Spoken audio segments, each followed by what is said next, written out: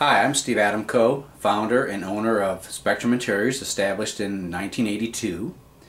We're here located in Davison, Michigan, which is just east of Flint, having moved from Grand Rapids after many years. And what we do here is, commercial, residential, custom furniture design, lighting design, and just about anything that you can think of. What we provide here is a look with an ambiance. And of course, ambiance is very important to us because it's part of that intangible feeling that it touches the mind, the will, the emotions, and the heart of the individual that we're dealing with. We don't really go by particular trends that are current at any particular point in time, mainly because people themselves don't actually change their personality in trends and cycles, so to speak. Their clothing may change and whatnot, but the environmental context, which incorporates a fairly large amount of money over time, that's important to synchronize that with the individual and their personality and the uniqueness of their personality. So we would rather focus on an individual and do proper discovery work, if you could say. Ask the right questions to get the right answers and deliver the right results. So it's very important that we invest the client's money properly and wisely. Never have subscribed to the idea of spending a person's money, would rather invest it, and therefore deliver to them more of what they would like to see, even if they don't know what it is they would like to see. So many people don't really think too much in depth about interiors. Someone may say, well, I want to look like such and such a way, or I want to feel cozy and comfortable. Well, an obvious question to ask in response to that would be, well, what does cozy and comfortable mean to you? How would you describe it? And very oftentimes a client won't really be able to put their finger on what it is that denotes cozy and comfortable for them. So then we need to dig in a little bit deeper and find out what that really means in terms of a feeling, ambiance, and help them to understand that we're delivering a whole orchestrated interior environment. So we want it to be very intellectually stimulating, emotionally fulfilling, aesthetically pleasing, all of that. So by asking them the right questions, we get into a lot deeper than what they even themselves would imagine.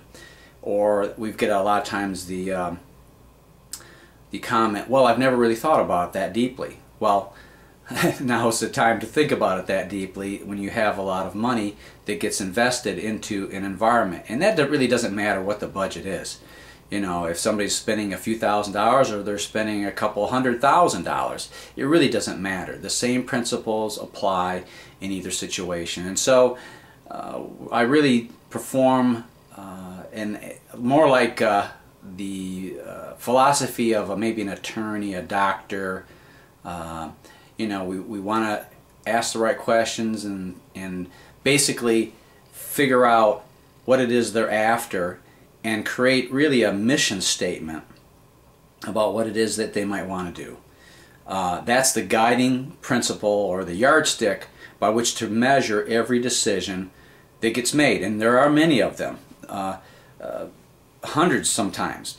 And so it eliminates what I would call the fluff. We get that out of the way right away, and we get down to the essence of what the people really want. And the idea is to deliver to them something that they have not experienced before. In my particular line of work, I find it myself especially blessed that I can see something done before it's done. In other words, at any step of the design process, whether it's talking to people, whether it's sketching, drawing, space planning, drawing up plans, or whatever the case happens to be, or material selection, it's easy for me to project myself into that space. It's easy for me to use analogies and word pictures and things of that nature to describe to the individual what it is we're going to see and experience. Because many people, quite honestly, they don't have the visual capacity to see it done before it's done. Well, in my case, I feel highly blessed that I can basically perceive that in what I would call 3D sense surround. People have heard about surround sound. Well, this is 3D visual sense surround. So I'm able to deliver exactly what we have set out in our quote-unquote mission statement as to what it is we want to accomplish. Well, that actually brings a lot of not only substance but also comfort to the individual that they are in good hands. So that's incredibly important. A lot of times people will come in and look at my website and maybe they won't see exactly the look that they're after. Well, that's okay. We prefer to have people come in with an open mind because we don't deliver a look, or we're not known for a look per se. What we are known for is being a personal tailor, so to speak, and delivering exactly what the client needs. Not trying to follow someone else's idea of what they should have, not following something that they've seen in a magazine or a book per se that doesn't translate exactly to the home that they have or their personality. We would rather, as a personal tailor, so to speak, take personal measurements, in other words, or ask the personal questions that bring out the essence of the individual so that they are perceived as, you know, a client who has a one-of-a-kind environment. You know, again, many trends, color schemes, they come and go, but you don't want to be stuck in a time warp. Yeah, there's so much to a person that a lot of times they themselves don't even know that we'd like to bring out, so that it incorporates a lot of nuance that we can address and create that one-of-a-kind look. I mean, who wouldn't want, let's say especially women, who wouldn't want, like Giorgio Armani to design a special dress just for them? Well, most people don't have that opportunity. But the philosophy, the mindset that is utilized in a situation like that with fashion easily translates into our situation here, and that's what we employ. So it's kind of like an expert archer. When you have that mission statement, so to speak, you have in advance set up the target. And once you've set up the target, if you're skillful enough, then you can hit the bullseye. And that's the important element of design. So why waste money? Well, let's invest the money properly.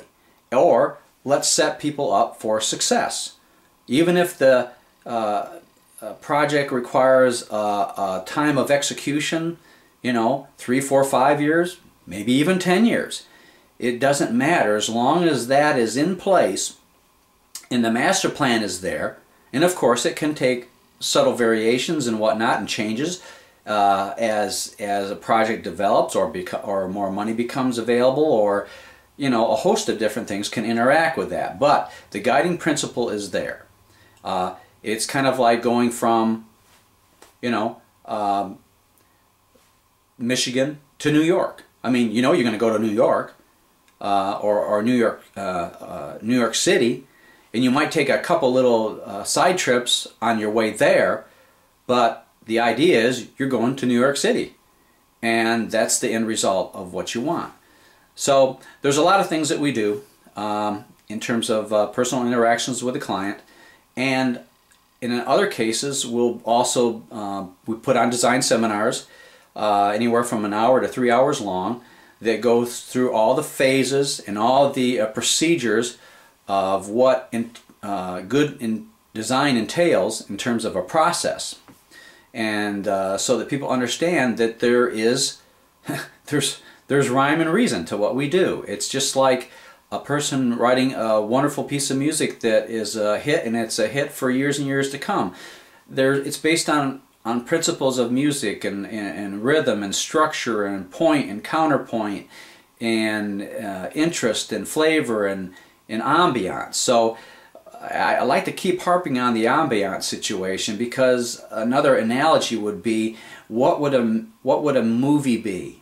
Let's say an iconic movie like Dances with Wolves. What would that be without the orchestral score or the musical score? The underscores different elements of the movie, different emotional contexts.